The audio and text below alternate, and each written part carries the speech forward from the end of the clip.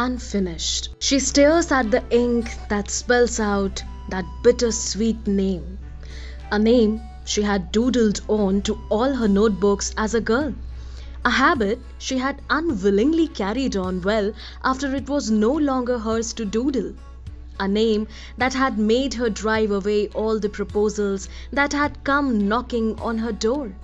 A name that could blow the wind out of her whenever it wickedly fleeted across her mind. A name that had made her cry so many times it was ridiculous. And yet she had craved to call it out one more time. She had thought she had gotten over it, that chapter in her life had ended, and yet, after all these years, scribbled carelessly on that yellowing piece of paper in her shaking hands, there it is, waiting for her to call it out one more time. Shiva. One little droplet from her eyes disappears into the sheet. Even after the oceans she has poured out for him, he is still demanding more. This is real. Suchita checks the date of admission, 27 April. That's a lot of time. This is not good. Hemorrhage stroke, she reads. Room number 6, bed 4.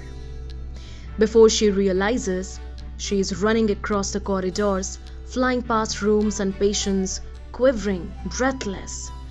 She is not sure what is the outcome of this is going to be. It had taken a lot out of her to banish thoughts of him from her mind. But here she is, tossing all of that out with the trash and tearing right through the hallway. She stops right outside the smooth metal of the door, her hand poised to push it open, but she doesn't have the stomach to. I can't. She should have known. Excuse us, doctor. An old couple shuffles past her into the ward. And though she tries to look away, she sees him. It's still just like the good old days. All the life in her, right from the small of her toes to the tips of her fingers, gathers up in a ball inside her belly, making her dizzy. She sees his son too, crouching beside him, looking into his still face. Shiva is here at her hospital, 10 feet away from her, and he is far from all right. Okay, easy. One step at a time. She walks towards him. For 35 years she had managed to stay away from her former life, but it had finally caught up with her. She hadn't even gone back home since then, using work as an excuse. But she had woken up every day of those 35 years feeling she wasn't enough for anything, for anyone. Maya was her biggest, most selfish gamble. But she had longed for someone to fall back on, someone who would accept her, turning a blind eye to all her shortcomings. She still stands at the sink every morning trying to wash the sadness off her face, till she realizes that no matter how much she wants it gone, wants him gone, from the look on her face to the sneakiest corner of her mind to her new uptight self, he isn't going anywhere. She walks up to his bed and calls to a nurse for his details. Comatose for 43 days. Vitals have been improving, though increased recent movement, previously under the care of Dr. Meshram. Please tell me he will be okay, doctor. The boy, Maya's friend, looks disconsolate. Tell me he will be fine, no matter how long it takes. Throughout her career, Suchitra has seen a lot of tears, but this boys tell a different story. So much has happened. His voice cracks. If he doesn't open his eyes, I won't know what to do with myself. Maybe it's just because he's his son. Of course, he's upset. I have got too much to prove, too much to lose. If you have to do something, please. I will do my best. She can't run from it this time. He is in a coma and yet has her cornered. She finds herself in front of his door, just staring at the metal. God, why is this still so hard? Get a grip, Suchita. Aren't you going in, doctor? She turns around. It's his daughter. She's a real beauty. Yes, just been thinking. Kavita nods, looking at her expectantly. Neither of them says anything. Dr. Suchita? Yes? Could you move a little to the side? I need to go in. Suchita flushes. Yes, I am sorry. I was a little distracted. She mumbles, following Kavita in. Great, just great. Suchita stands across from Shiva's bed, staring at his feet. 3 days have passed and he is still wearing that poker face. Stubborn fellow. The monitor proclaims all vitals to be normal. What am I missing? When will he wake up, doctor? The boy's voice trembles. It's been more than a month and a half. He has sweet children. And yet, just thinking about them leaves her mouth sore. What do I say? He should have been conscious by now. But let's see. We will just have to give him time. Raghu presses his lips together. It's been a while since we have been hearing that. I wish someone would give us better news. She squeezes her eyes shut. Yes, I understand. Shiva has not shown any signs of anything medically significant for quite some time now. Shiva, can you hear me? She rests her hand on his arm. Shiva, I need to know if you can hear me. I need you to open your eyes, if you can. The wait feels like aeons. Nothing. She massages the bridge of her nose and sees Raghu rubbing his forehead. Try calling out to him, though it doesn't seem like it. He can hear us. You will have to tap into his conscious brain and he will start responding. A barely audible okay comes from Raghu as he continues rubbing his forehead mechanically. It's as if Raghu has given up the prospect of having an actual conversation with his father again. That would mean failure. Suchita is the doctor, after all. It's her job to heal people. If she fails at this, she knows she will never be able to heal herself all over again either. Shiva, listen to me. You have to wake up. Your family's been waiting for you. You have to take them home. Get up for them. Nothing. Get up for me. I will keep trying, doctor. The boy's hollow words are piercing. Thank you. She nods. All right then. She leaves the boy to wallow in his desolation. Back in her room, she slouches in her chair, rolling around a pencil in her fingers. What's happening is still too hard for her to digest. Yes, she has done everything in her power to erase all that can lead back to him. Yes, she has tried a million times to convince herself that he had betrayed her. But no, not for 1 second has she ever truly believed that. Yes, he had deserted her, but she has tried before too, to look for an excuse to hate him, but she has always failed. At least he has taught her one thing: there is no such thing as certainty. She is almost thankful she learned this early in her career. She had been so sure, so utterly confident that he would always be there. God help me. Bringing all this back from the dead is like tearing open a scar into a gaping, dripping wound. On top of all this, his son and her daughter turn out to be in the same class. The universe plays such twisted games. The children are so completely unaware of the history their parents share. It almost feels criminal. There's a knock on her door. That must be Maya. Come on in. Maya's petite figure makes its way across the room and plops down on the sofa. She dumps her bag beside her on the floor. Her sweaty face has turned pink from the heat outside. There you are. How was school? The same old drab. I don't even know why you still bother to ask. Oh, well, a mother can hope. They share a smile. Another knock, more urgent this time. A nurse. Patient number 34, doctor. Shiva Shirshad. He's just opened his eyes. Within seconds, Suchita finds herself at his bedside. Those eyes. Oh, Baba, you are with us, Raghu wails. Do you know how much you scared us all? I'm right here. Those eyes, adjusting to the light. They stare right through his son. Kavita's face is wet with tears. They stream down her face, unrestrained, dripping on her father's arm. She doesn't say anything, or maybe she can't. Those eyes, now clueless, blank, lost. They are horrifying.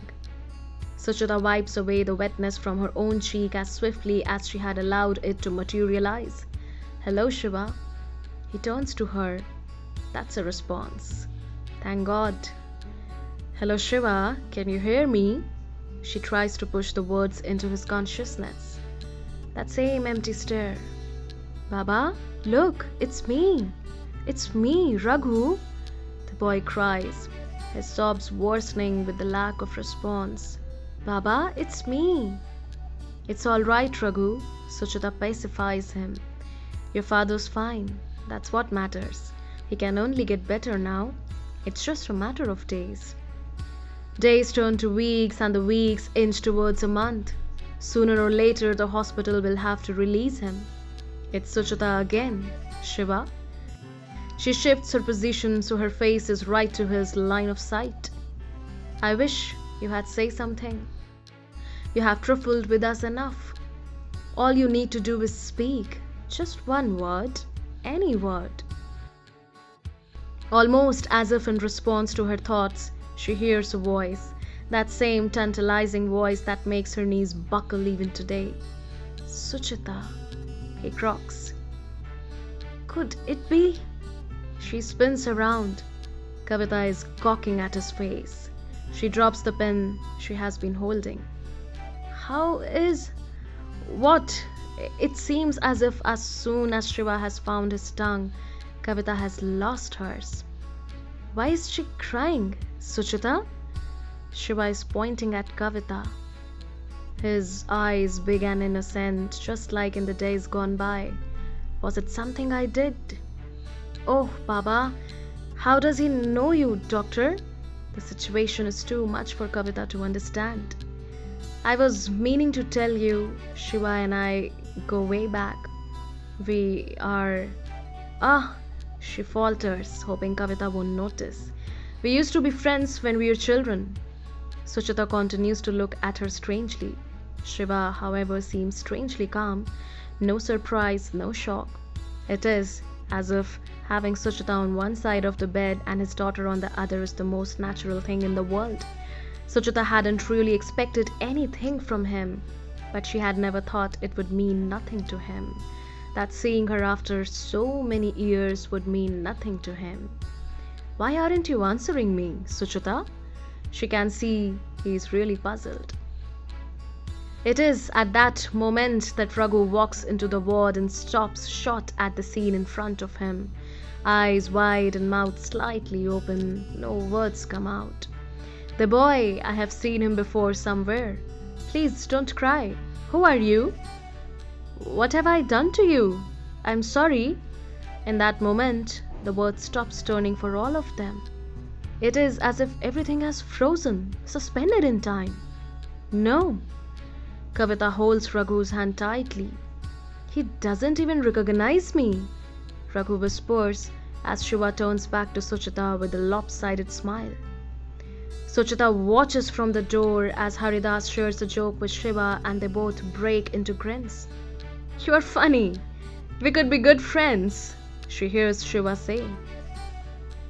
Kavita and Raghu stand on one side of the hospital room, though they now know bits and pieces of the past Suchita shares with Shiva. They don't know all of it. Suchita couldn't bring herself to tell them the entire truth. Maybe she will tell Maya someday. She exhales. It's astounding how much he has forgotten.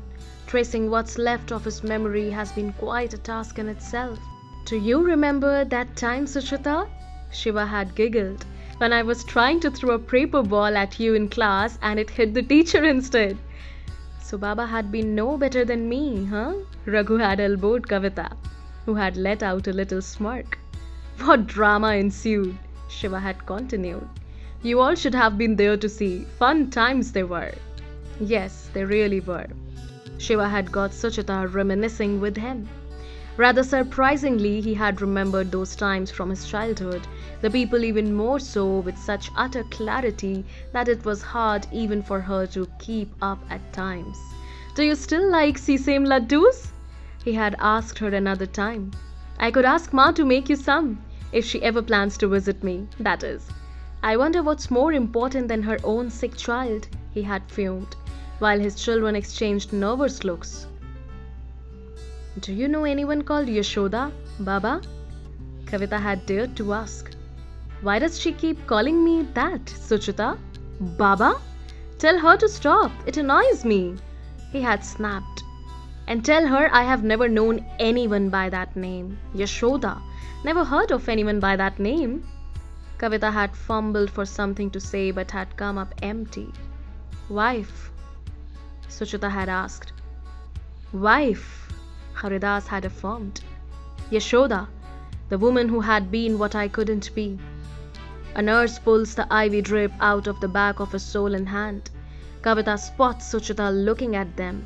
Adjusting her pallu on her shoulder, Kavita walks up to her, pulling Raghu along. Thank you so much, doctor. You have been very kind, she says. Suchita looks at them, smiles. Yes, Raghu concurs. You are most welcome at the dhaba any time. We would love to have you over. Thank you, Raghu. Shiva is carefully lifted off the bed with Raghu's help and is helped into a wheelchair, one side of his body slumping a little more than the other.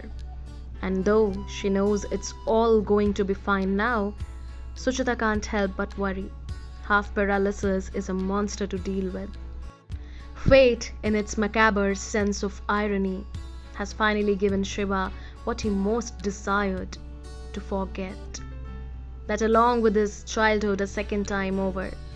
Suchita feels a weird guilt. She's the one encroaching upon his memory while he shoves his own children away whenever they call him Baba. She, who is about the only one he remembers, and he about the only one she cannot forget. Will he be like this forever? Kavita asks through Suchita's days. He might improve as time goes by. Keep engaging him in conversation. Remind him of milestone events in his life. Milestone events. Maybe we all alter those just a little bit. He hasn't been in such high spirits for a while now, says Raghu, trying to lighten up. You know what they say? When your father has a stroke, nearly dies and forgets his life, weave him a new one. Suchita smiles. Kavita laughs. You people have a lot of catching up to do. Lots. Suchita turns to face Shiva as he is about to be wheeled out of the room. 35 years later, she finds herself at a similar juncture yet again. Only this time, he is on a wheelchair, ready to leave her yet again. She looks him in the eye this time, though she doesn't run away or hide like she had done the last time. He unabashedly does the same. Yet again, she finds one of them still looking forward to spending more evenings with the other. One of them still optimistic, blind to the impossibility of things. One of them still hopeful. This time, though, it doesn't have to end in tears. This time they will wave each other off with smiles, expecting, not in vain, to see each other again someday. And as they dive into the sea of colorful fancies and heartfelt promises, they are careful to not let words break something so heart-wrenchingly beautiful. The silence speaks volumes.